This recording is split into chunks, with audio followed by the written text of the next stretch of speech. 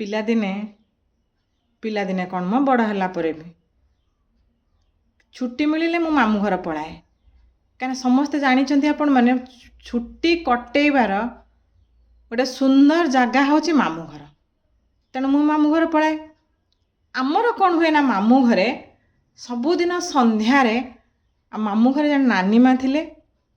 ସେ ରାମାୟଣ ଭାଗବତ ବା ମହାଭାରତ କିଛି ନା କିଛି ପୁରାଣ ବା ଧର୍ମ ପଢ଼ାଯାଏ ଆମର ସନ୍ଧ୍ୟା ସମୟରେ। ତ ନାନୀ ମା ଯେତେବେଳେ ଏସବୁ ପଢ଼ନ୍ତି ସନ୍ଧ୍ୟାରେ ପାଖ ପଡ଼ୋଶୀ ଘରୁ ପଡ଼ିଶା ଘରର କିଛି ସ୍ତ୍ରୀ ଲୋକ ବା ବୟସ୍କା ମହିଳାମାନେ ସେମାନେ ସବୁ ମୋର ବି ସେ ଆଈ ହିସାବ ହେବେ, ସେମାନେ ସବୁ ଆସନ୍ତି ଶୁଣିବା ପାଇଁ। ସେଦିନ ଦିନେ ସନ୍ଧ୍ୟାରେ ମୁଁ ବସିଛି, ମୋର ସେ ଭୀଷଣ ଇଚ୍ଛା ଥିଲା ଶୁଣିବା ପାଇଁ।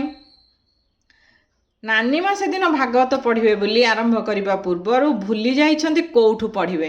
ମାନେ ପୂର୍ବ ଦିନ ଯେଉଁଠୁ ଛାଡ଼ିଥିଲେ ପଢ଼ାଟା ଚିହ୍ନ ଦେବା କଥା, ନାନୀ ମା ଆଉ ଚିହ୍ନ ଦେଇନାହାନ୍ତି, ମନେ ନାହିଁ ତାଙ୍କର।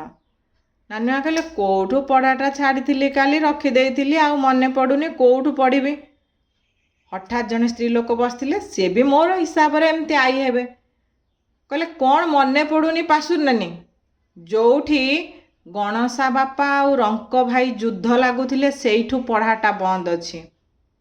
ନାନୀ ମା ବି ଠିକ୍ ବୁଝିଗଲା, ଆଉ ପଢ଼ା ଆରମ୍ଭ କଲା।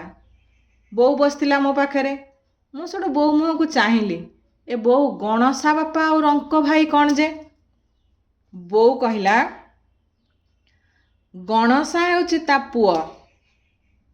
ତେଣୁ ଗଣସା ବାପା କହିଲେ ତାର ସ୍ୱାମୀ, ତାର ସ୍ୱାମୀ ନାଁ ହେଉଛି ଦୁଃଶାସନ। ରଙ୍କ ଭାଇ, ରଙ୍କ ହେଉଛି ତା ଦିଅର, ତା ଦିଅରର ନାଁ ହେଉଛି ରଙ୍କ। ରଙ୍କ ଭାଇ କହିଲେ ତାର ଦେଢ଼ଶୁର, ତାଙ୍କ ନାଁ ହେଉଛି ଭୀମ। ତେଣୁ ସେ କହିବାର ଉଦ୍ଦେଶ୍ୟ ଥିଲା ଯେଉଁଠି ଭୀମ ଆଉ ଦୁଃଶାସନଙ୍କର ଯୁଦ୍ଧ ହେଉଥିଲା ସେଇଠୁ ତମେ ପଢ଼ାଟା କାଲି ଛାଡ଼ିଥିଲ ବା ବନ୍ଦ କରିଥିଲ। ତେଣୁ ସେ ତ ନାଁ କହିପାରିବେନି, ନିଜ ସ୍ୱାମୀର ନାଁ ବା ଦେଢ଼ଶୁରର ନାଁଟା କହିପାରିବେନି। ତେଣୁ ସେ ତାକୁ କହୁଥିଲେ ଯେଉଁଠୁ ଗଣସା ବାପା ଆଉ ରଙ୍କ ଭାଇ ଯୁଦ୍ଧ ଲାଗୁଥିଲେ ସେଇଠୁ ହିଁ ପଢ଼ାଯିବ ଆଜିର ଅଧ୍ୟାୟଟା ବା ଆଜିର ବିଷୟଟା ସେଇଠୁ ଆରମ୍ଭ ହେବ।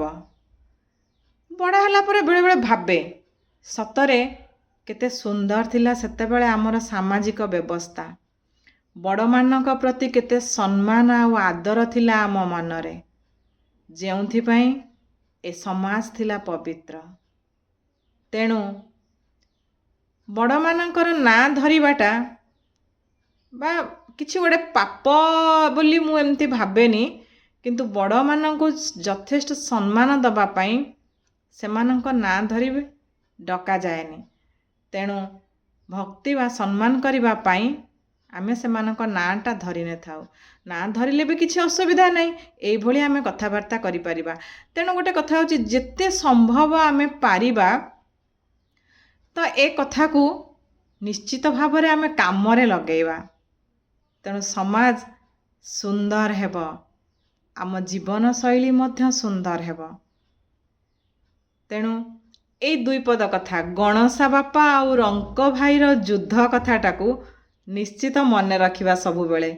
ଯେତିକି ହସ ଲାଗୁଛି, ଯେତିକି ମଜାଦାର ଅଛି, ଏଇ ଦୁଇ ପଦ କଥାର ପ୍ରଭାବ ମଧ୍ୟ ଆମ ଜୀବନ ଉପରେ ଢେର ଅଛି। ନିଶ୍ଚିତ ଏ କଥାର ପ୍ରଭାବ ଅଛି ଆମ ଜୀବନ ଉପରେ। ଗଣସା ବାପା ଆଉ ରଙ୍କ ଭାଇର ଯୁଦ୍ଧ